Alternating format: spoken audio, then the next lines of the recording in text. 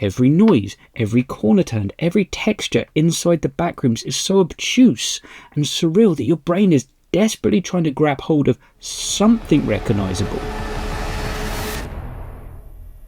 It's beautiful.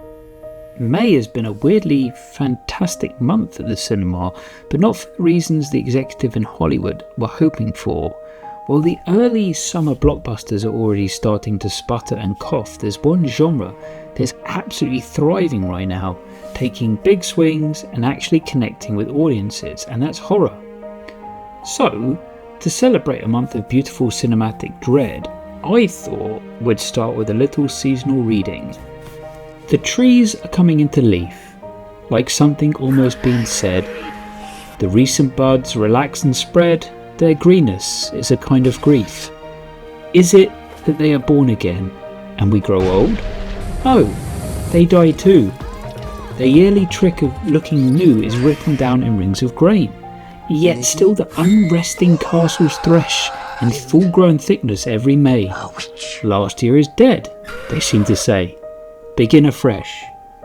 Afresh. Afresh. Getting old sucks.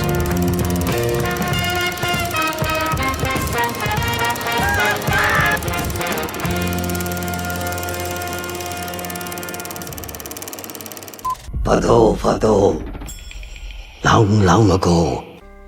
If you want to understand modern Hollywood, just follow the panic. Throwing $250 million at a legacy sequel is currently yielding wildly diminishing returns. But horror is the ultimate cinematic lottery ticket. Take a movie like Obsession. It was shot on a shoestring budget, relying entirely on a great script and unknown actors who are going to be names real soon. But it's printing money. Printing. To a studio executive, that maths is intoxicating. Horror is cheap to make, and when it hits, it pays for the rest of that studio's year. It's the last remaining sandbox where a director can take massive, unhinged swings because the financial floor is practically subterranean. But because the suits in Hollywood smell blood in the water, they get desperate and try to manufacture the next big thing. So we're now in a new era of a horror auteur cash grab. Zach Cregger earned his blank check organically with Barbarian, and he's now the gold standard after Weapons. But other studios are trying to artificially inflate their own prestige by slapping a director's name on a movie that fundamentally hasn't earned it. Earlier this month, we got Lee Cronin's The Mummy. Now, how often does a filmmaker actually get their name in their title? They've normally earned it. Where's Craven? But you walk into a theatre expecting a masterpiece when a name is above the title, and then this one you got a hyper-violent, messy third act that clearly just needed a recognisable Egyptian IP to give it some weight. The studios know they need a hook to stand out in a crowded market, but they can't organically grow the next Zach Cregger. They'll just buy a pre-packaged audience, and this is where the horror gold rush gets a little bit concerning. Hollywood has realised the easiest way to guarantee a box office return now on a low budget is to import a built-in YouTube audience. And if this strategy continues unchecked, we're going to see a few financial cinematic dystopian nightmares. I can see the pictures lighting up in the boardroom already. Who's looking forward to Jake Paul's Lockjaw? A grueling psychological thriller about a man who spent his entire life spouting absolute rubbish as an influencer online, only to get his jaw wired shut after a heavyweight breaks it in the ring. He's left in total silence, slowly going insane as he's forced to actually stew in his own minimal thoughts. Luckily, the absolute cinematic goldmines of Laid in America and Airplane Mode exist, but there is still a barrier between the internet and the cinema that's dissolving, and it brings us again this weekend. In the ultimate test of the internet to cinema pipeline, Kane Parsons taking a viral YouTube phenomenon about the ultimate nun place and giving it the big screen A24 treatment with Backrooms. I go to the cinema quite frequently, and walking through the doors and heading up the first set of stairs, I noticed the hum. It felt different. The only time it's been this busy for me was Avatar Fire and Ash, but that was a soulless procession of bodies just going in to see James Cameron's next discharge. This was different. This wasn't a release, it was an event. The foyer was packed, the demographic swung very low, and what was interesting was seeing groups of people splitting up to get the remaining single seats. The theatre was packed, there wasn't an empty seat in there.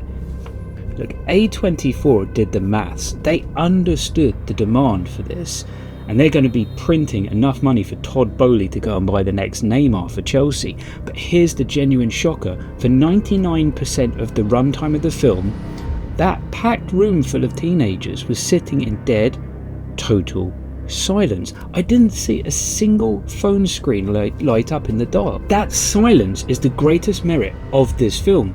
They weren't silent because they're waiting for a jump scare. They're silent because the movie's forcing them to lean in. I decided to go into this film completely raw. I didn't want lore deep dives or Reddit theories. I saw the trailer, looked interesting, and I just wanted to see if this kind of internet glitch could survive the big screen. And boy, does it.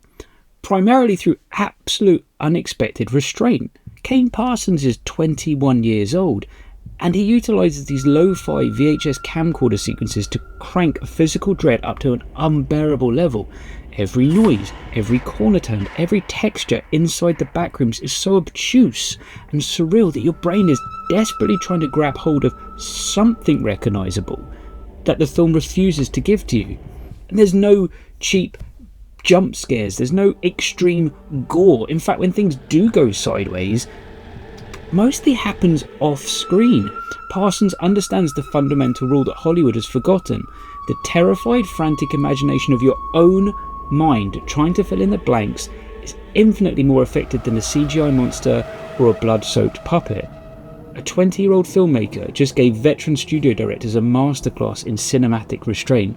Look, this is not a flawless movie. If you want a masterful puzzle box pressure crank and ultimate release valve, Obsession a couple of weeks ago, last year Weapons, they still hold that crown recently. Backrooms also suffers from a slightly stilted exposition dump before the final act, and the passage of time required for it to happen doesn't quite feel earned. Outside of that one misstep, the script is incredibly tight.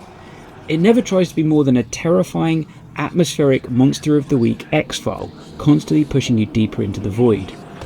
If you want the 3-hour timeline explained, YouTube's going to be flooded with those videos, so go have at it. But the real horror of this film, it hit me after the credits rolled, leaving the cinema, looking around the multiplex and noticing, for the first time really, how many doors there were. Not the screens or the toilets, but the fire escapes, the storage cupboards, the heavily unmarked maintenance cupboards. It brought me right back to working at the cinema 20 years ago. We used to have to walk the fire escapes at the start and end of every single day, and they were just entire corridors of absolutely nothing. None places. Voids designed purely for transit, completely detached from humanity. These transitional spaces used to fascinate me, and this movie taps into that exact psychological nerve. A few weeks ago, just like Exit 8, it takes the mundane, sterile architecture we ignore every day and then infects it with absolute dread. It proves that the Hollywood Matrix can actually produce a glitch worth watching, as long as it remembers to let the friction in. Hello? Look, upon reflection, we can say that horror is officially on a roll. It is the one genre right now where the constraints of any algorithm or streaming platform seem to loosen just enough to let genuine art or visions seep through. We close out May, we're officially turning the page, but the table's already starting to get set for later this year. This September, we're going to see what happens when Zach Kreger cashes his blank check and takes the wheel for Resident Evil. And as the studios frantically chase the next financial high, we're going to see what Kane Parsons' next venture is, Damien McCarthy's next jaunt, Curry Barker's next wish, whatever Lee Cronin decides to brand his next ego trip, and exactly where Genki Kawamura decides to take his next stroll. But the Hollywood machine is feeding, and the cycle is moving incredibly fast. So before the spreadsheet and the algorithm figures out how to completely sterilize this genre, let's enjoy the anomalies we have right now. Gather ye rosebuds while ye may. Old time is still a-flying, and this same flower that smiles today, tomorrow will be dying. Would you like to know more? Movies, popcorn.